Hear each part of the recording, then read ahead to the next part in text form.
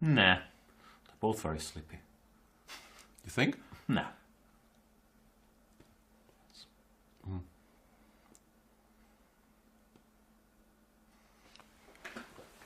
How's Magnus's hair situation? It's still under control, but it could, it could go to Baden-Baden 2017 standards in like 2 months, but probably it won't happen, right? Yeah, I think. No, but that was just some kind of a hair product mishap, wasn't it? I'm not quite sure. He kept claiming he had a plan, and then he went to the spa, and it all went well. That's when the birds started moving into his hair, but I think he was planning to go man bun, and then he was talked out of it. D4, G6. As you do. Thinks he needs a win.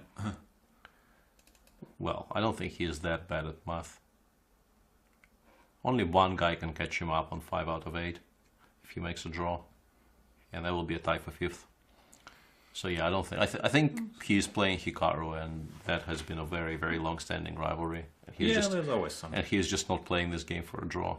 Well, unless there are some forced draws here. This is a forced draw. There are some, at least here. Yeah, there are some. There are some in existence. Whether they lines of my childhood.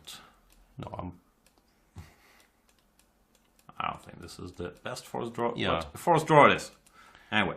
Yeah, Magnus went with something else altogether. Yeah, bishop b5 is supposed to be better.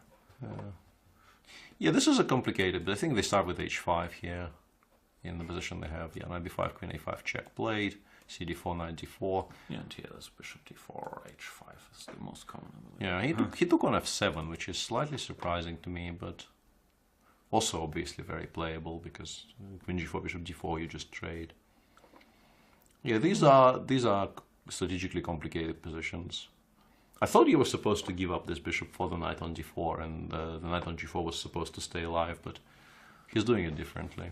Daniel97 is asking, wait, so what's the significance of this blitz tournament besides the money? I'm not sure there's any money, first of all. Secondly, it is to determine what starting number you get in the classical tournament, and the starting number translates to more whites or blacks. It's a 10-player tournament, so it's 9 rounds, and that means you get either 5 white games or 4 white games.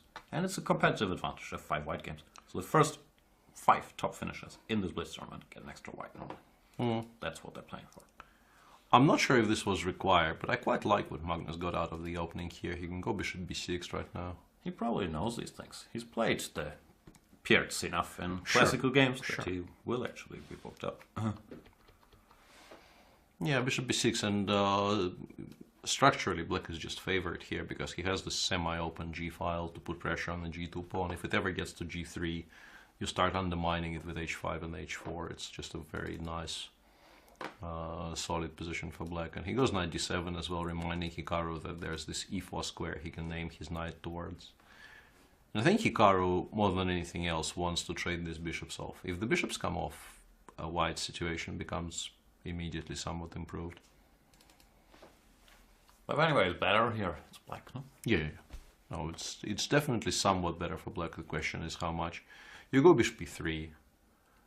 Yeah, already played by Hikaru. And now the question is, if you take it, becomes slightly more difficult for black to push, because also knight d5 will be a threat, taking additional light pieces off the board potentially. But bishop a5, bishop d4 is also not very attractive. Black is sort of one tempo away here. If after bishop a5, bishop d4, I could take on c3 and go knight e4. I'd be in clover, but yeah, rook is not on g8 yet.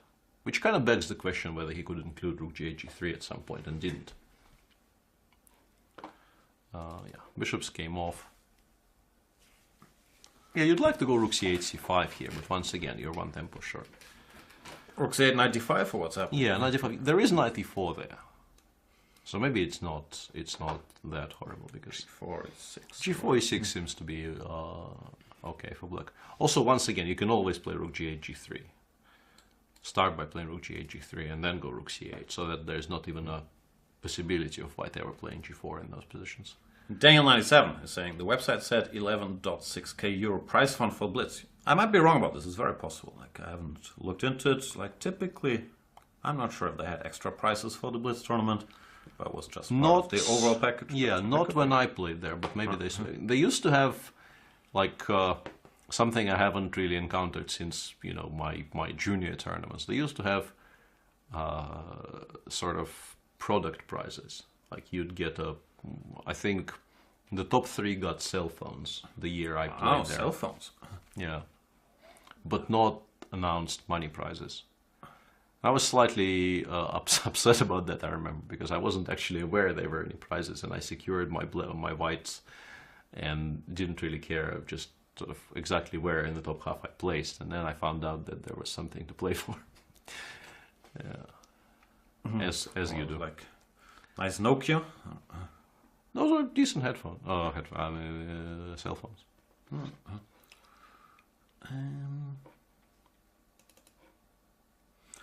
So it's gonna be a draw? Well, it's not much. I mean, it's still arguably black playing for a win, but because the e6 pawn is always going to be a target, it's very difficult to get the... I like what Hikaru's been doing to create this potential. Yeah, some b6, rook c7 ideas, but mainly the issue for black is that you want to play rook g8, rook dg7, and ask white, what are you doing with this weakness on g2, but there's always going to be some kind of rook c3 move which will require black to defend the e6 pawn. Kayakin Anand has been drawn in the meantime. I think Kayakin was sort of out of contention, and Vishy secures the 5 whites. So very understandable. Yeah. Yeah, and people in chat saying that he didn't even try